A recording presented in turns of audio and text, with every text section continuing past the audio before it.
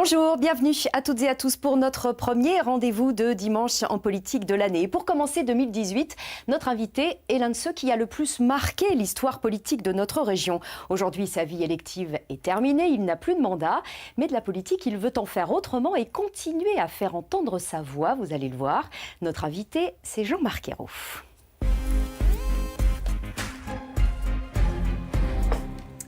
Bonjour Jean-Marc Ayrault. Bonjour. Merci beaucoup d'être avec nous sur ce plateau de dimanche en politique. On vient de le dire à l'instant, je viens de le dire, vous n'avez plus de mandat, plus de poste ministériel depuis l'année dernière. Mais le moins que l'on puisse dire, c'est que vous avez une vie politique bien remplie, une carrière sur laquelle on va revenir pour commencer cette émission avec Christine Villevoisin et Nathalie Saliou-Tendron. Jean-Marc Ayrault accueilli à Nantes en héros. C'était il y a 3 ans, il quittait Matignon, débarqué après la défaite du Parti socialiste aux élections municipales. Excite les ors de la République, l'ex-premier ministre revenait dans sa ville, Nantes, qu'il a dirigée pendant 23 ans. Rappelez-vous ces premières phrases. Il a 39 ans quand il est élu et qu'il fait basculer Nantes de droite à gauche. C'est François Mitterrand qui lui avait demandé de se présenter et il l'emporte dès le premier tour. Lui qui avait été élu plus jeune maire de France quelques années plus tôt dans la commune voisine de Saint-Herblain. Ce soir-là, la ville est en liesse.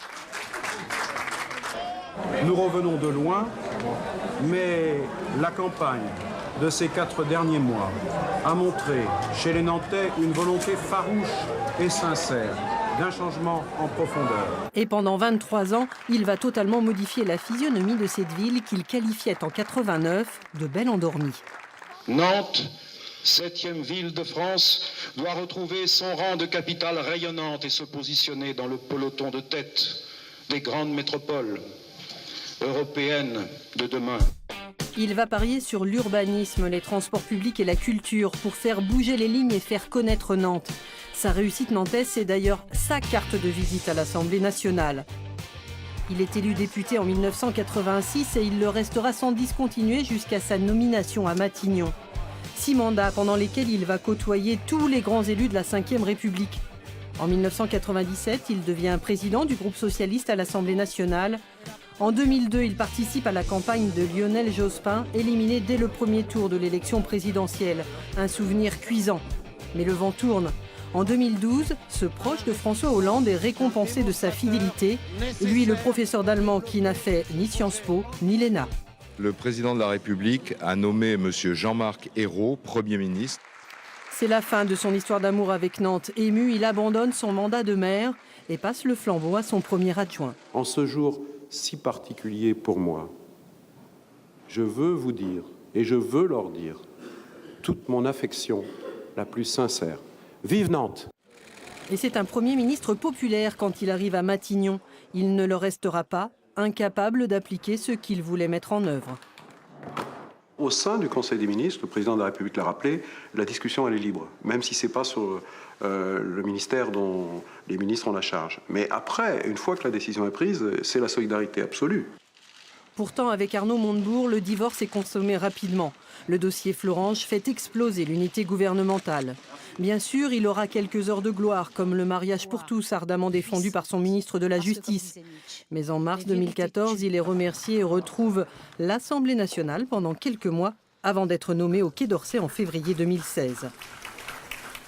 Jean-Marc Ayrault, conseiller général, maire de 2 villes, député, Premier ministre, ministre des Affaires étrangères. Après un parcours électif aussi rempli, est-ce qu'il y a une vie après la politique ? Oui, il y a une vie d'autant plus que moi j'ai décidé de mettre fin à mes mandats électifs. Vous l'avez rappelé, je n'ai plus de mandat électif. J'aurais pu me représenter comme député, j'aurais pu avant même rester conseiller municipal de Nantes lorsque j'ai été nommé Premier ministre en 2014. Mais j'ai réfléchi à cette question qui est celle de la transmission. J'aurais été maire avec Saint-Herblain et Nantes 35 ans. J'estime que c'est très long et que le nécessaire renouvellement est indispensable à la vitalité démocratique. Et j'ai été député 30 ans. J'ai exercé des responsabilités très, très importantes, vous l'avez rappelé. Donc j'estime que c'est la responsabilité d'un homme ou d'une femme politique, à un moment de sa vie politique...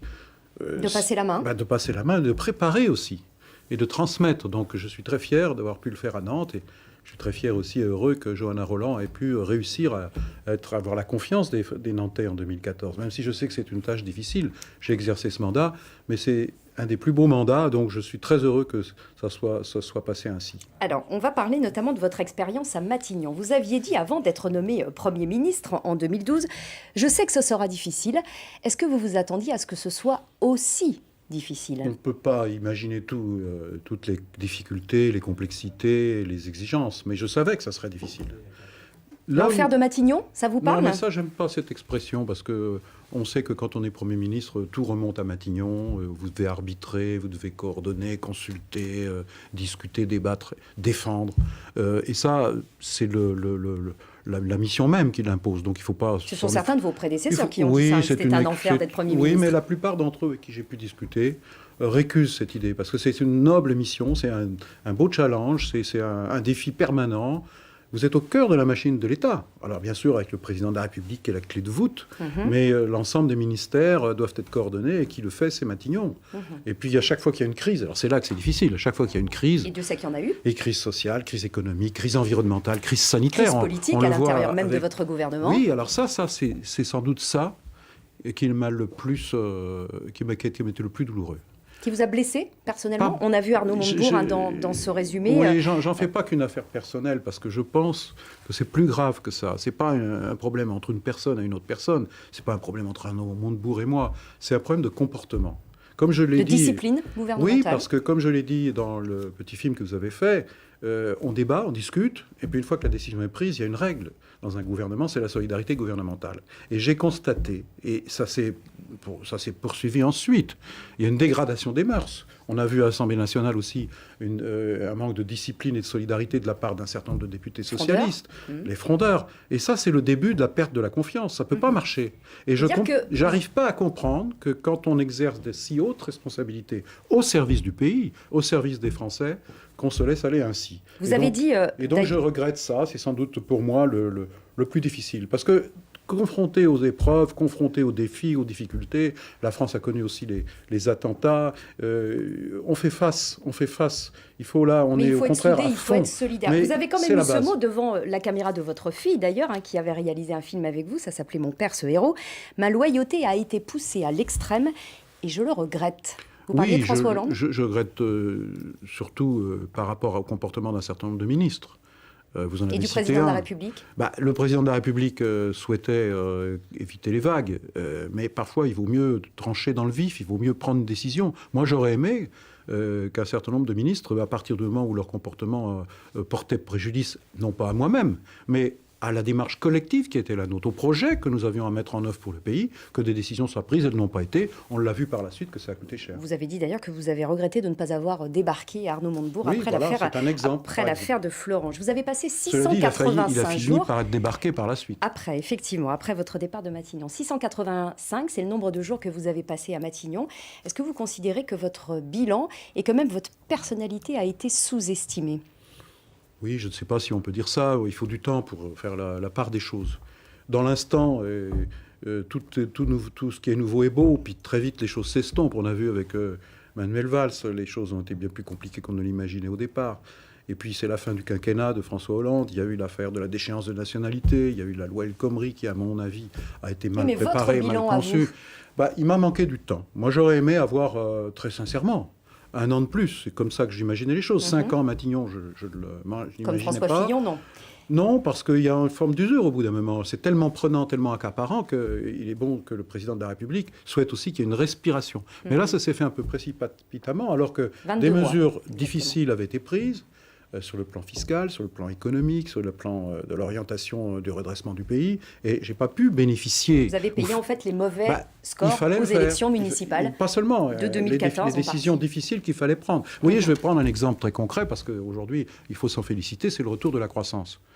Il y a une part de contexte international et européen, mais il y a une grande part qui est due aux mesures que nous avons prises. Que vous avez prises en tant que Premier ministre, elles ont été prises. Par exemple Tout le rapport de Louis Gallois que j'avais commandé, Je l'ai commandé en juillet 2017, en juillet 2012, pardon, nous sommes en 2018, et en juillet 2012, j'ai demandé à Louis Gallois de faire un rapport sur la situation économique du pays, et en particulier la situation des entreprises et du secteur industriel. Et en novembre, les premières décisions, comme par exemple la baisse du coût du travail, le fameux CICE, ont été prises. Donc dès le mois de novembre 2012. Donc il fallait attendre de voir les effets. Lorsque tout le monde vous étiez reconnaît Premier qu'aujourd'hui, ministre... comme les chefs d'entreprise que j'en rencontre beaucoup encore, certains m'ont dit, grâce aux mesures que vous aviez prises à l'époque, nous avez sauvé notre entreprise. Donc vous nous n'êtes avons pas pu resté assez retrouver des longtemps marges. pour capitaliser sur vos résultats. Quand Mais vous étiez je vais vous dire, Premier j'en fais ministre pas une à affaire Matignon, personnelle. Jean-Marc Ayrault. Moi, ce qui m'intéresse, c'est est-ce que le pays va mieux? Je crois qu'aujourd'hui, il va mieux. Quand vous étiez Premier ministre à Matignon, il y avait un secrétaire général adjoint à l'Élysée. C'était Emmanuel Macron. Oui, Quel rapport aviez-vous avec lui? Très bon, excellent.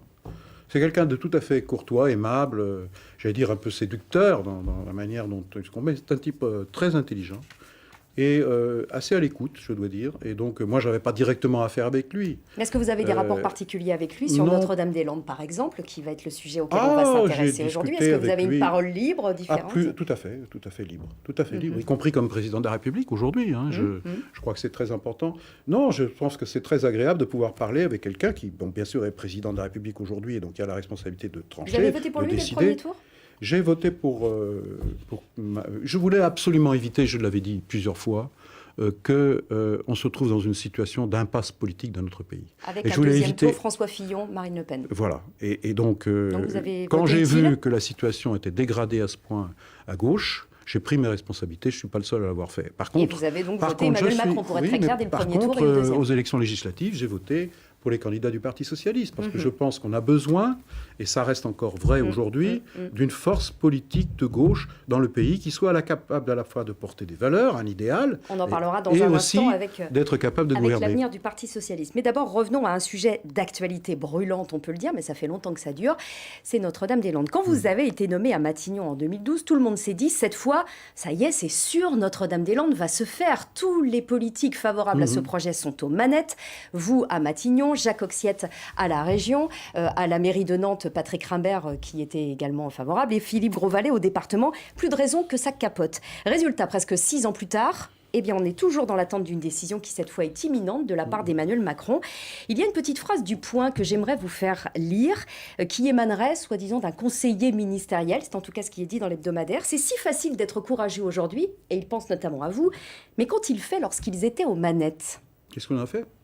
Mais on a continué. En gros, pourquoi est-ce que vous n'avez pas accéléré sur le projet et pourquoi est-ce qu'il n'a pas démarré? On n'a pas perdu de temps parce que vous savez, c'est un dossier qui est Une commission du dialogue quand même en 2012. Pas seulement. Il y a eu d'abord une tentative d'évacuation de la ZAD en 2012, qui n'a pas, que nous avons suspendue parce que je pense que nous avions sous-estimé sans doute la menace de violence qui était extrême et on voulait éviter toute catastrophe. Et donc, je pense que sauf qu'il y a toujours des zadistes j'ai eu raison de prendre cette décision à l'époque, et en ouvrant aussitôt le dialogue par la commission du dialogue pour essayer d'apaiser et de rapprocher les points de vue. Mais qui n'a pas débouché sur grand-chose. Ça n'a pas marché. Et je le regrette profondément. Il y avait, au contraire, le maintien d'une sorte de désaccord radical entre les pour et les contre. Et lorsque je suis revenu au gouvernement, là je fais un raccourci évidemment du temps, François Hollande m'a dit « Je propose de faire un référendum pour sortir par le haut de cette situation inextricable ». Sauf que le référendum, il a eu lieu. Oui, mais là, justement, ça pose un problème qui n'est plus celui de l'ancien gouvernement, mais qui est celui de l'actuel gouvernement et de l'actuel président de la République. Car il y a eu un référendum. Vous dites qu'il y a une légitimité démocratique. Mais j'aimerais quand même revenir à 2012, Jean-Marc Ayrault. Aujourd'hui, vous êtes allé devant l'Assemblée nationale il y a quelques jours pour dire qu'il faut y aller, ce projet est légitime. Devant l'Assemblée nationale ? Devant l'Assemblée nationale, manifesté avec un certain nombre de partisans du transfert à Notre-Dame-des-Landes. C'était une manifestation extrêmement pacifique. On voit les images, bien sûr. Mais certains se disent, mais quand même, c'est un peu culotté quelque part d'aller manifester devant l'Assemblée nationale quand on a été Premier ministre et qu'on n'a pas lancé le projet. Il ne suffit pas de faire ça quand on est Premier ministre pour qu'un projet sorte. Le projet de Notre-Dame-des-Landes, c'est un projet qui a demandé énormément de temps pour être étudié, instruit, et qui a fait l'objet d'un nombre considérable de recours. Il ne faut pas l'oublier. Mais ils n'étaient pas suspensifs. Si, un seul, qu'il faut bien avoir en tête. Lequel? Et justement, il a été oublié, celui-là, c'est le contentieux européen. Lequel? Eh bien, c'est le contentieux qui a été porté devant la Commission européenne au titre des compensation environnementale, les requérants, les opposants au projet, contestaient le principe même qui avait été retenu pour le projet de compensation environnementale, qui n'était pas simplement sur le site, mais sur un environnement plus large. La Commission C'était européenne... le Scott. Non, c'était bien avant ça. La Commission européenne, quand elle reçoit ce recours, elle l'étudie très sérieusement. Parce que faire de nouveaux aéroports, c'est toujours regarder avec beaucoup de prudence au niveau européen. Et qu'est-ce que fait la Commission européenne? Elle s'adresse au gouvernement. J'étais Premier ministre à l'époque. Mes successeurs ont fait de même. Nous avons répondu à chaque étape à toutes les questions de la Commission vous nous européenne. dites en 2012, on ne pouvait pas lancer les travaux. Ça ne pouvait pas démarrer. Et d'ailleurs, le Alors contentieux... qu'aujourd'hui, c'est possible. Oui, pourquoi? Parce que la Commission européenne a exigé, après avoir étudié les différentes formules que nous proposions, a dit d'accord avec le principe même de vos compensations environnementales, à condition que ça soit inscrit dans un document d'urbanisme qui soit opposable, qui a une valeur juridique et qui sont donc incontestables. Et donc nous vous demandons de réviser tous les documents d'urbanisme, en particulier le schéma de cohérence territoriale Nantes-Saint-Nazaire, le fameux Scott. Ça vient juste de tomber, ça fait à peine un an. Mais la Commission européenne avait mis une condition. Si vous faites tout ça, mais avant d'avoir terminé tout ça, vous n'avez pas le droit de commencer les travaux. Donc il n'y avait pas le droit, du point de vue du droit, à commencer les travaux à Notre-Dame-des-Landes. Sauf qu'il me semble que la Commission européenne a fait cet avis un peu après 2012. Oui, bien sûr, mais... Donc à l'époque, en 2012, vous n'aviez pas encore cette injonction de la Commission européenne. Dès 2013, la Commission européenne demandait des comptes à la France. Et c'est à prendre très au sérieux. Et en particulier le Premier ministre, qui a la responsabilité du secrétaire général aux affaires européennes, qui coordonne l'ensemble des ministères, c'est lui qui répond. Et donc, il fallait répondre à la Commission européenne. Il n'était pas question de passer par-dessus. Est-ce que vous avez des regrets, malgré tout? Des regrets de quoi? Des regrets de ne pas avoir pu aller au bout de ce projet qui vous tient à cœur, que vous avez été l'un des deux politiques avec Jacques Hottiette à vraiment porter. Je ne veux pas concentrer toute mon énergie et mon engagement politique sur un seul projet. Pour moi, quand j'étais Premier ministre, il y avait Notre-Dame-des-Landes, mais il y avait beaucoup d'autres choses. Il y avait le redressement du pays, la remise en marche de la France, et en particulier sur le plan économique. Et donc, c'est ça qui a pris l'essentiel de mon temps, pas Notre-Dame-des-Landes. Mais il ne faut pas tout mélanger. Mais vous y croyez encore oui, je pense au transfert de Notre-Dame-des-Landes? J'y crois, mais en même temps, je ne sais pas ce que le gouvernement va décider. Je ne sais pas ce que le président de la République va décider. Peut-être qu'ils vont s'asseoir à la fois sur le droit, le fait que les 180 recours qui ont été déposés ont tous été perdus par les requérants, qu'ils vont s'asseoir sur le vote démocratique des citoyens qu'on a consultés, ce qui serait une mauvaise chose. Dans une crise démocratique, il vaut mieux quand même respecter les citoyens quand ils s'expriment. Alors vous parlez des arguments des pro-transferts, mais est-ce que vous avez encore l'espoir? Moi, je pense que votre projet si le pouvoir actuel, le président de la République et le gouvernement décident d'abandonner le projet de Notre-Dame-des-Landes au profit d'une restructuration de Nantes Atlantique, de l'aéroport actuel, je pense que ça sera le symbole de l'impuissance de l'État. C'est-à-dire, au fond, faire croire qu'il y a une solution alternative à Notre-Dame-des-Landes, alors que c'est un projet qui est prêt à démarrer désormais, alors que Nantes-Atlantique, il n'y a rien de prêt. Il faudra tout recommencer, tout étudier, nouveaux débats publics, nouvelle enquête publique, nouveaux recours. Et moi, je vous parie, c'est pas un pari que je fais volontiers, c'est qu'à la fin du mandat du président de la République et d'Emmanuel Macron, il n'y aura rien de commencé à Nantes-Atlantique, alors que les problèmes vont demeurer. On est à 5 millions de passagers, demain à 6, à 7, à 8, à 9, et ça sera de plus en plus difficile sur le plan des conditions de vie des habitants, sur le plan de la sécurité, sur le plan de l'environnement.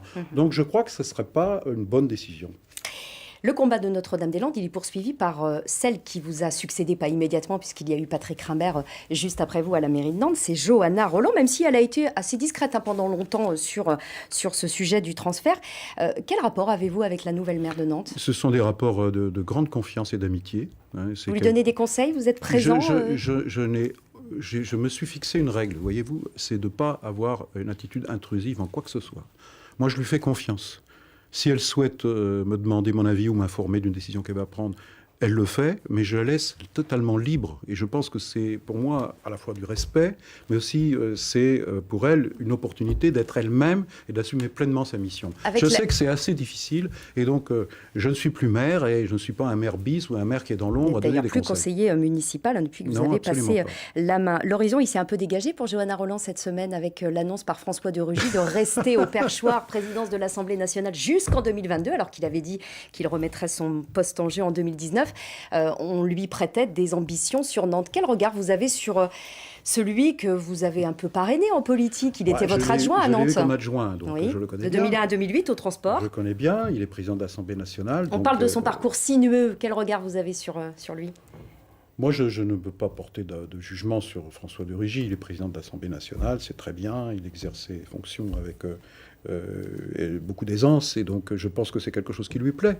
Et je lui souhaite de réussir dans ce poste. On parle du Parti socialiste avec Johanna Rolland, j'y reviens. Elle n'est pas candidate au poste de première secrétaire du Parti socialiste. Elle préfère se consacrer à sa ville de Nantes. Elle le dit régulièrement, c'est sa priorité. En revanche, Stéphane Le Foll, lui, il est candidat. Alors, est-ce que vous soutiendrez le candidat, entre guillemets, régional? Il est député de la Sarthe. Ou alors l'autre candidat, il y en a 3 en tout avec Luc Carvounas, Olivier Faure, qui est un de vos proches. Écoutez, je veux pas, faut pas faire de régionalisme. Là. Je crois qu'effectivement... L'avenir du Parti socialiste, c'est pas une affaire régionale. Non, effectivement. Alors Olivier Faure, il a plutôt... Olivier Faure, je le connais bien, c'est quelqu'un de talent et qui a d'ailleurs été brillamment réélu député dans un contexte où il y avait quand même beaucoup d'échecs. Et ça, c'est un atout pour lui. Je l'ai eu aussi comme secrétaire général du groupe socialiste à l'Assemblée nationale, comme député, quand j'étais président de groupe, et aussi avant qu'il devienne député à Matignon. Est-ce que c'est pour lui que vous voterez? Ah, mais j'ai toute confiance en lui. Il a tout à fait. C'est fin mars l'élection. Il n'était pas d'ailleurs, quand il m'en a parlé là, il y a quelques jours, il n'était pas partant pour ce poste. Il aurait préféré soutenir Najat Vallaud-Belkacem, qui finalement a renoncé. Moi, je crois une chose. Mais la situation du PS, la défection de Najat Vallaud-Belkacem, je crois une chose. Je veux dire, crée quand même un petit peu je pense qu'il faut, par rapport à votre question, il faut vraiment prendre de la hauteur. Il faut que ce futur congrès du Parti socialiste, en mars prochain, tire les leçons du passé. Si c'est pour recommencer le congrès de Rennes, le congrès de Reims... Et c'est bien parti pour c'est ça, ça sera l'échec. Et donc, je souhaite que les comportements changent profondément. Et je souhaite aussi que ça passe par un renouvellement de génération. Il faut tourner des pages, même si c'est parfois douloureux. Pas forcément des changements de génération. Najat Vallaud-Belkacem l'aurait pu l'être. Bon, ils ont à peu près le même âge entre Olivier Faure et Najat Vallaud-Belkacem. Là, c'est un vrai changement de génération. Mais je crois qu'il faut vraiment faire ça. Et puis surtout travailler sur le fond. Et dire que les idées de gauche ne sont pas mortes, qu'elles ont un avenir, qu'on en a besoin, mais que pour ça, il faut des partis pour les faire vivre. Et que le Parti socialiste, aujourd'hui, est en crise. Il faut qu'il surmonte cette crise, qu'il fasse énormément d'efforts sur lui-même, des efforts de comportement. Et vous reconnaissez qu'il y a un peu de travail. Mais énormément de travail, ça prendra beaucoup de temps. Il faut tout refaire de la cave au grenier, dit Johanna Rolland. Mais je dis la même chose. Votre combat, il n'est plus pour conquérir des postes électoraux, on vous l'a dit. Votre combat, désormais, il se concentre notamment sur la mémoire de l'esclavage. On sait que Nantes a assumé son passé sur ce sujet-là, notamment avec l'inauguration d'un mémorial. C'était en 2012. Retour sur cette histoire de Nantes-Port-Négrier, tout de suite avec Christophe Amoriot et Boris Vioche.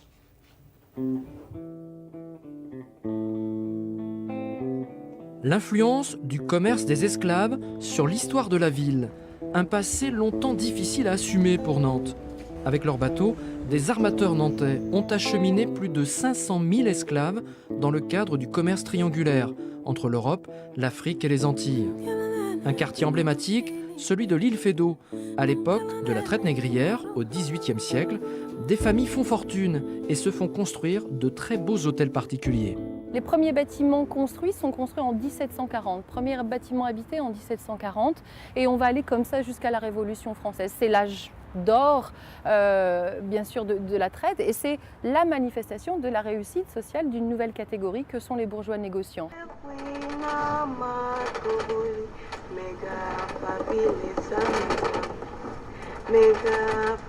C'est à quelques encablures du centre-ville que l'on trouve le mémorial de l'abolition de l'esclavage, inauguré en 2012. C'est la trace la plus récente de cette histoire encore sensible. Dès qu'on descend, en fin de compte, on a comme des frissons. On a l'impression qu'on vit les choses, tout ce qui s'est passé. Ouais. Donc ça prend au trip, quoi.